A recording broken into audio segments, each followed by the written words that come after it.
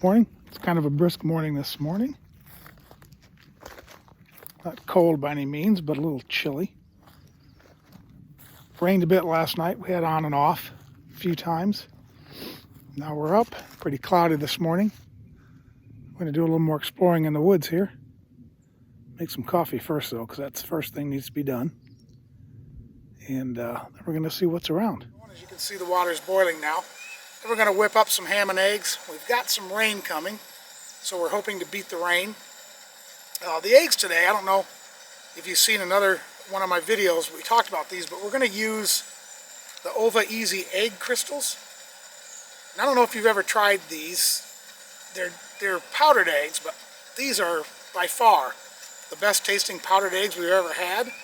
So if you like scrambled eggs or eggs in a recipe and you want to pack light, I recommend these. They're really almost indistinguishable from real eggs. In fact, it says right here, made with real eggs. But anyway, just a quick tip, these things are really good. More expensive than real eggs, so be prepared for that. But if you do need to pack light, these things are a great way to go. So let's get some coffee made, and we'll get the ham into the fry bake and check back in. Well, as I say, the best plan is a plan that you have to deal with the fact that your first plan didn't work. So, the rain is here. We're going to go ahead and pack everything back up into the truck. Certainly one of the downsides of truck camping. We do have a large Coleman pop-up rain cover, but since we're not going to base camp here, we're not going to get that out just to have breakfast. We're going to go ahead and do a cold breakfast this morning. So we're going to pack up. So one thing that we do, because we're truck camping out of the back of a pickup, is that we have packed everything pretty much in waterproof bags. We're using some Filson dry duffels for the sleeping bag and sleeping gear. We've got a sage duffel for the tent.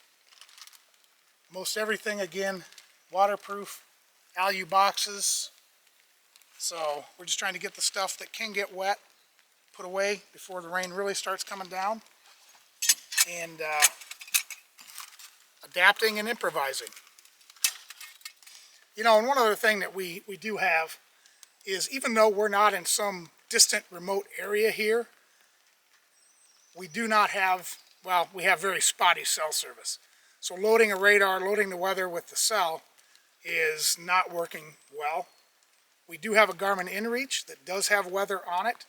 So just a, I guess, overlanding 101 tip is that when you're out and doing some of the more dispersed camping or remote camping, great idea, always have some form of communication with you.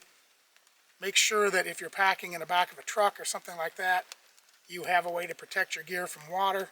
I know that's all really simple stuff, but just a friendly reminder, never hurts to kind of refresh the memory as spring comes around. I know I've done this to my head because I've forgotten stuff that I traditionally don't forget. Some charging cords, just basic stuff like that. So just kind of always, when you go out in the spring, check and double check and just make sure you've got what you need. So anyway, we're going to have a cup of coffee. We're going to kind of watch the rain for a minute or two, and then we're going to explore a bit more. So we'll check back in later. We're off on Forest Road 1084, and this one is definitely a more rugged path than we were on previously.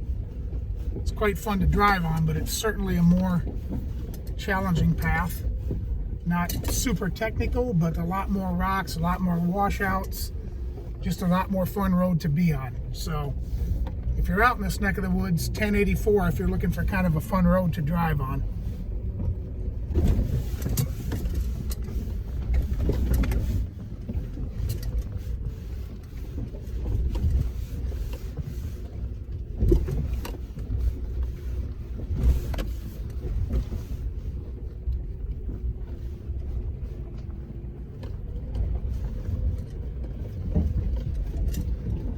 Pretty sizable drop off here.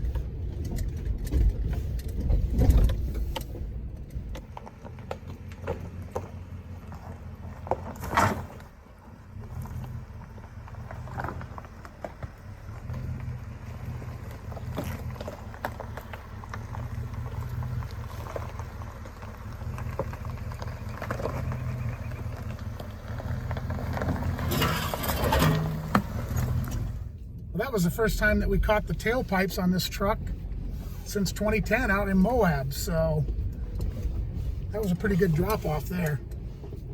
Not that I'm afraid of pinstripes, but this tree growing across the road is a little bit dangerous looking from that standpoint, so we're going to go ahead and try to move it out of the way and drive on through.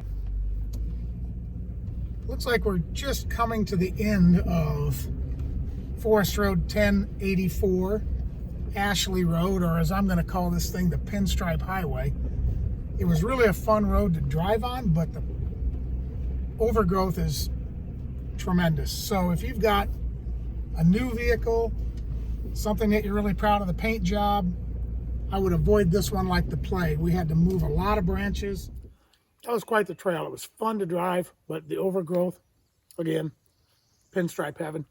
We did come to the end of it now. We decided it was a perfect spot to just stop and have some lunch. As we often do, lunch is something cold and quick, so we had ham and cheese rolled up in a tortilla, some pickles, a couple macadamia nuts, and then we're off again. But quite the trail. Happy to have had lunch since the breakfast got washed out.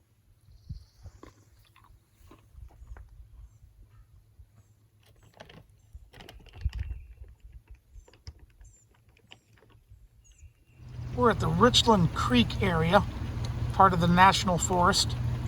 It's just gorgeous. This water is sort of a silt color. Almost reminds me of the color of the Kenai River up in Alaska, kind of that glacial till color. It's really a beautiful spot. Well, the rain did not let up all day. And as you can see, traveling, we've gotten into a fair bit of mud coming through. But I guess that's to be expected in Arkansas.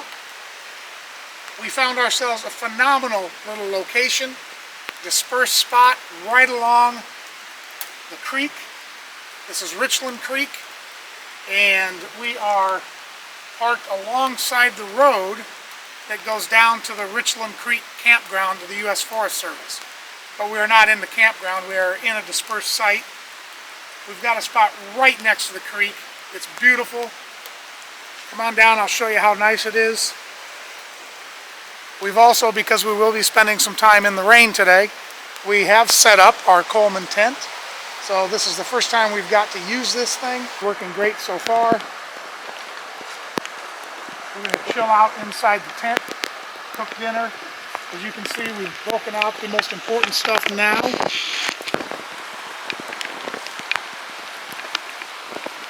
And by the way, we did go into the Richland Creek camping area, the actual campground, and this spot is by far better than any spot there as far as close to the creek.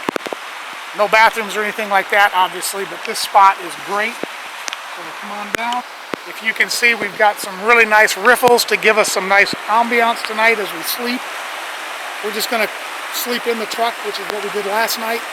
Seems to work as well for us as throwing the tent up, so we're going to do that. But you can see it's just a lovely spot next to the creek. But anyway, we're going to sit in the tent, chill out, maybe pull out the cribbage board, and just relax and listen to the creek. Threats of sprinkles continue. So we're cooking under the shelter tonight. We're going to have a really special meal. It is something that you've seen in the finest steakhouses in America. It is steak with fried onions and a wedge salad. But we've got a bit of a twist on it tonight. So first thing we're going to do is we're going to heat up the grill. We're going to put on some onions. We're going to let those soften up a bit. Then we're going to show you these nice cuts of steak that we have. And given that we are so close to our former state of Oklahoma, we're going to put a little Oklahoma twist on it as well. First thing we're going to do, we put some olive oil on the grill. We're going to go ahead and we're going to saute these onions. We want to soften these up a bit before we put our fine steak on there. So let's go ahead and soften these up a bit. And in order to continue with the Oklahoma theme, we're going to go ahead and we're going to put on some Kent Rollins Red River Mesquite seasoning. We're just going to mix that in with the onions, give them a little bit of flavor as they soften. We're going to let those go for a minute. Ooh, wow. Caught a whiff of that mesquite. We're going to go ahead and soften these up. We'll be right back. It's time to go get those steaks, so I moved the onions off to the side. I'm going to put a little more oil on there. Let me go get those steaks and show you what we've got for tonight. And here you have it. This is 2 phenomenal 7-ounce each, finest 80/20 ground grass-fed, grass-finished beef you'll ever see. Look at that beautiful marbling. This is something that you won't see in most steakhouses. This is something special. So we're going to go ahead, we're going to move the onions back to the middle. We're going to do this Oklahoma burger style. So we're going to have onions and steak.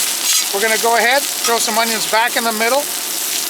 We're going to put the steaks on, and we are going to smash those into the onions and let those start cooking.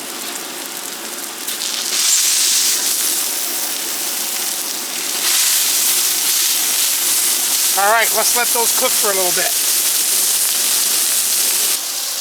We're just putting a little extra Red River Ranch seasoning on the steaks. We don't want to put too much. We don't want to get them too salty, but we want to make sure they've got that good flavor. These are getting done. We've moved the onions off to the side to keep those from getting too good. Now you may see some that are a bit black.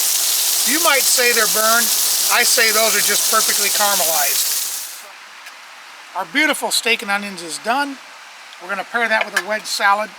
But as only the finest steakhouses in America do, we locally source. So what we're using for our salad tonight, and we've kind of skipped ahead because we've gone ahead and chopped the salad from the wedge and locally sourced. We've got salad from our grocery store in our hometown. You can't get any fresher than this locally sourced salad.